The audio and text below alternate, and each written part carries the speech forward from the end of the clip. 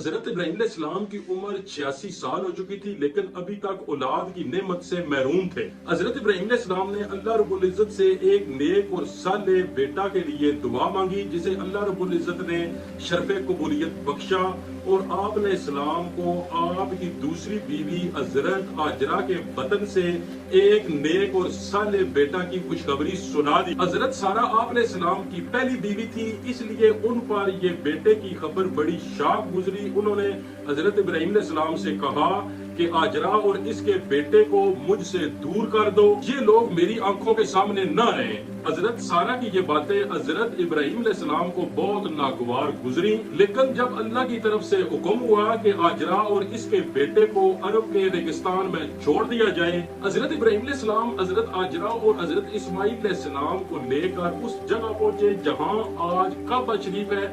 یہ جگہ اس وقت بالکل غیر آباد تھی۔ ایک تھیلی کھجور اور ایک مشکیزہ پانی کا دے کر جب وہاں سے جانے لگے تو حضرت ہاجرہ نے کہا کہ آپ ہمیں اس ریگستان میں اکیلا چھوڑ کر کہاں جا رہے ہیں؟ حضرت ابراہیم علیہ السلام کی خاموشی پر حضرت ہاجرہ نے کہا کہ کیا یہ میرے اللہ کا حکم ہے؟ تو حضرت ابراہیم علیہ السلام نے فرمایا کہ بالکل یہ میرے اللہ کا حکم ہے۔ تب مائی ہاجرہ نے آپ علیہ السلام کو جانے کی اجازت دی اور کہا کہ ہمارے لیے اللہ ہی کافی ہے۔ اور جب حضرت ابراہیم علیہ السلام کی نظروں سے اپنی فیملی اوجھل ہوئی تو آپ نے اللہ رب العزت کی بارگاہ میں اپنی فیملی کے لیے دعا مانگی۔ حضرت ہاجرہ چند دن تک پانی پیتی رہیں اور وہ کھجوریں کھا کر گزارا کرتی رہیں اور اپنے بیٹے کو دودھ پلاتی رہیں۔ جب پانی اور کھجوریں ختم ہو گئی تو مائی پاک بہت زیادہ پریشان ہو گئی اور بھوک کی وجہ سے آپ کا دودھ بھی ختم ہو گیا، جس کی وجہ سے بچے نے رونا شروع کر دیا تھا۔ بیٹے کی پریشانی کو دیکھ کر مائی پاک نے پانی کی تلاش شروع کر دی اور مائی پاک کوئی صفحہ پر چڑھی کہ شاید کوئی بندہ نظر آ جائے یا پانی مل جائے، مگر جب کچھ نظر نہ آیا تو مائی پاک واپس اپنے بیٹے کے پاس آ گئی۔ پھر دوسری پہاڑی مروا پر چڑھی کہ شاید کہیں پانی مل جائے۔ اس طرح آپ نے 7 چکر لگائے۔ اللہ رب العزت کی بارگاہ میں ماں کا یہ جذبہ اتنا مقبول ہوا کہ بیت اللہ کی زیارت کے لیے آنے والے ہر فرد پر اسے لازم قرار دے دیا کہ حضرت ہاجرہ کی سنت کی پیروی کرتے ہوئے صفا اور مروہ کی پہاڑی کی صحیح کرے۔ 7ویں چکر میں مائی پاک جب اپنے بیٹے کے پاس آئیں تو دیکھا کہ حضرت اسماعیل علیہ السلام روتے ہوئے زمین پر جہاں ایڑیاں رگڑ رہے تھے وہاں سے پانی کا ایک چشمہ جاری ہو گیا ہے، اور یہ چشمہ آج بھی موجود ہے اور جو قیامت تک موجود رہے گا، جس کو ہم آب زمزم کے نام سے جانتے ہیں۔ ہزاروں سال گزرنے کے بعد آج بھی اس چشمے کا پانی جاری ہے۔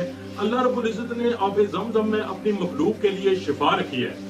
حضرت مائی ہاجرہ یہ معجزہ دیکھ کر بہت خوش ہوئی اور اللہ رب العزت کا شکر ادا کیا، اپنے بیٹے کو بھی اس چشمے کا پانی پلایا اور خود بھی یہ پانی پیا۔ اس کے بعد اللہ رب العزت کا ایک فرشتہ مائی پاک کے پاس حاضر ہوا اور اس نے کہا اے ہاجرہ پریشان نہ ہو اور نہ ہی غمگین ہو، اللہ رب العزت آپ کو اور آپ کے بیٹے کو کبھی بھی ضائع نہیں ہونے دے گا، کیونکہ یہ اللہ کا گھر یعنی مقام بیت اللہ ہے جسے آپ کا خاوند اور آپ کا بیٹا تعمیر کریں گے۔ کچھ عرصہ کے بعد بنو جرم خاندان کے لوگ پانی کا چشمہ دیکھ کر مائی پاک کی اجازت لے کر یہاں رہائش پذیر ہو گئے۔ حضرت اسماعیل علیہ السلام کا بچپن بنو جرم خاندان کے ساتھ ہی گزرا۔ حضرت اسماعیل علیہ السلام بچے ہی تھے کہ حضرت ابراہیم علیہ السلام نے خواب میں دیکھا کہ میں اپنے بیٹے کو اللہ کی راہ میں قربان کر رہا ہوں۔ آپ علیہ السلام نے مسلسل 3 راتیں یہ خواب دیکھا، جس سے آپ کو یقین ہو گیا کہ یہ اللہ رب العزت ہی کی طرف سے خواب ہے۔ آپ علیہ السلام نے اللہ رب العزت کے حکم کی تعمیل کا ارادہ فرمایا اور اپنا تمام خواب اپنے بیٹے کو سنایا۔ پھر حضرت اسماعیل علیہ السلام سے پوچھا اے میرے بیٹے، میں اپنے خواب کے پیش نظر تجھے اللہ رب العزت کی راہ میں قربان کرنا چاہتا ہوں، بتا تیرا ارادہ کیا ہے؟ حضرت اسماعیل علیہ السلام نے بڑے تمر سے جواب دیا بابا جان، آپ اللہ کے نبی اور اللہ کے برگزیدہ بندوں میں سے ہیں، آپ بے فکر ہو کر اللہ کے حکم کی تعمیل کریں، انشاءاللہ آپ مجھے صبر والوں میں پائیں گے۔ اس گفتگو کے بعد دونوں باپ بیٹا گھر سے چل پڑے۔ حضرت ابراہیم علیہ السلام اور حضرت اسماعیل علیہ السلام کو اس مقصد میں ناکام کرنے کے لیے ابلیس نے کئی طریقے اپنائے۔ سب سے پہلے ابلیس مائی پاک کے پاس گیا اور انہیں جا کر بتایا کہ حضرت ابراہیم علیہ السلام حضرت اسماعیل علیہ السلام کو اللہ کے رستے میں قربان کرنے کے لیے گھر سے چل پڑے ہیں۔ مائی پاک نے فرمایا اسماعیل ہماری اکلوتی اولاد ہے، حضرت ابراہیم علیہ السلام ایسا نہیں کر سکتے۔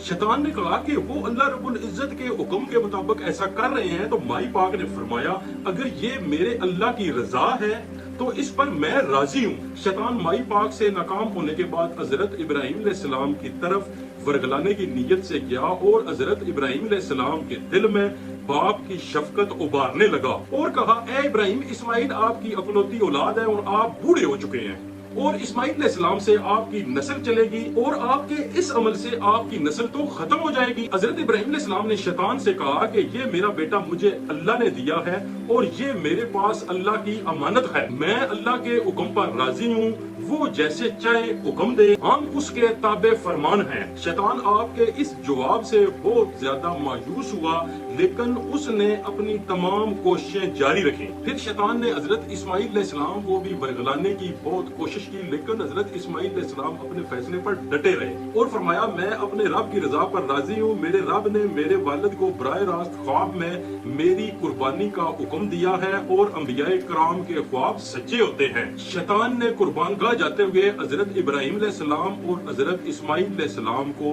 3 दफा रोकने की कोशिश की, लेकिन वो अपने इस मकसद में नाकाम हुआ। हजरत इब्राहिम अलैहिस्सलाम और हजरत इस्माइल अलैहिस्सलाम ने शैतान पर कंकर बरसाए और उसे कामयाब न होने दिया। यही वो सुन्नत है जिसे हर साल हजाज कराम दोहराते हैं और ये सुन्नत रमी कहलाती है। बिल आखिर बाप बेटा दोनों वादी मनाव में पहुंचे जहां इस्माइल अलैहिस्सलाम को ज़िबा करना था। तब कायनात ने वो मंजर देखा जो इससे पहले कभी न देखा था और शायद न ही क़यामत तक देख पाएगी। जमीनों आसमान साकत हैं, कायनात ऐरानो परेशान है, फरिश्ते अर्श से जमीन पर अजीब मंजर देख रहे हैं। उस वक्त हजरत इस्माइल अलैहिस्सलाम अपने वालिद साहब को अर्ज करते हैं कि अब्बा जान, आप मेरे दोनों हाथ और पांव बांध दीजिए ताकि छुरी चलाते हुए आपको कोई रुकावट न हो, और अब्बा जान आप मेरा चेहरा जमीन की तरफ कर दीजिएगा, और अब्बा जान आप मुझको जमीन पर मुंह के बल लटाइएगा ताकि छुरी चलाते हुए आपको मुझ पर तरस न आ जाए और आप मुझे ज़िबा न कर सकें। अब्बा जान अपनी आंखों पर पट्टी बांध लीजिएगा और ज़िबा करने के बाद मेरा कुर्ता मेरी वालिदा को दे दीजिएगा ताकि मेरी वालिदा को सब्र आ जाए। बाप बेटे की इस गुफ्तगू के बाद आप अलैहिस्सलाम ने हजरत इस्माइल का माथा चूमा और उनके हाथ पांव बांधे और बेटे को जमीन पर मुंह के बल लिटाकर उन पर छुरी चला दी। लेकिन छुरी ने हजरत इस्माइल अलैहिस्सलाम को ज़िबा ना किया क्योंकि अल्लाह रब्बुल इज्जत को कुछ और ही मंजूर था। हजरत इब्राहिम अलैहिस्सलाम छुरी चलाते हैं लेकिन छुरी नहीं चलती। आप और जोर लगाते हैं कि मगर छुरी है कि चलने का नाम ही नहीं लेती। हजरत इब्राहिम अलैहिस्सलाम छुरी को मुखातब करके कहते हैं कि ऐ छुरी तो क्यों नहीं चलती? हालांकि नन्हे इस्माइल का गला तो बड़ा ही नाजुक है। अर्श पर फरिश्ते खामोश अल्लाह से बंदे की मोहब्बत का ये अजीब मंजर देख रहे हैं। अल्लाह रब्बुल इज्जत हजरत जिब्राइल अलैहिस्सलाम को हुक्म देते हैं कि जन्नत से एक मेंढा लेकर फौरन हजरत इब्राहिम अलैहिस्सलाम के पास पहुंच जाओ, मेरा खलील पीछे नहीं हटेगा। हजरत जिब्राइल अलैहिस्सलाम जन्नत से मेंढा लेकर हजरत इब्राहिम अलैहिस्सलाम के पास पहुंचकर हजरत इस्माइल अलैहिस्सलाम की जगह मेंढे को लिटा देते हैं। अब छुरी को चलने की इजाजत मिली और छुरी चल गई। तब हजरत इब्राहिम अलैहिस्सलाम की जुबान से बेसाख्ता निकला, अल्लाहु अकबर, या अल्लाह तेरा शुक्र है। मगर जब आंखों से पट्टी उतारी तो देखा हजरत इस्माइल अलैहिस्सलाम बिल्कुल सही सलामत एक तरफ पत्थर पर बैठे हुए हैं। अल्लाह रब्बुल इज्जत ने हजरत इस्माइल अलैहिस्सलाम को बचा लिया और हजरत इस्माइल अलैहिस्सलाम की जगह जिस जानवर को कुर्बान किया गया, रवायात से पता चलता है कि वो जानवर था मेंढा। यही वो कुर्बानी है जिसे ता क़यामत उम्मत मुहम्मदी के लिए अमली नमूना बना दिया गया है।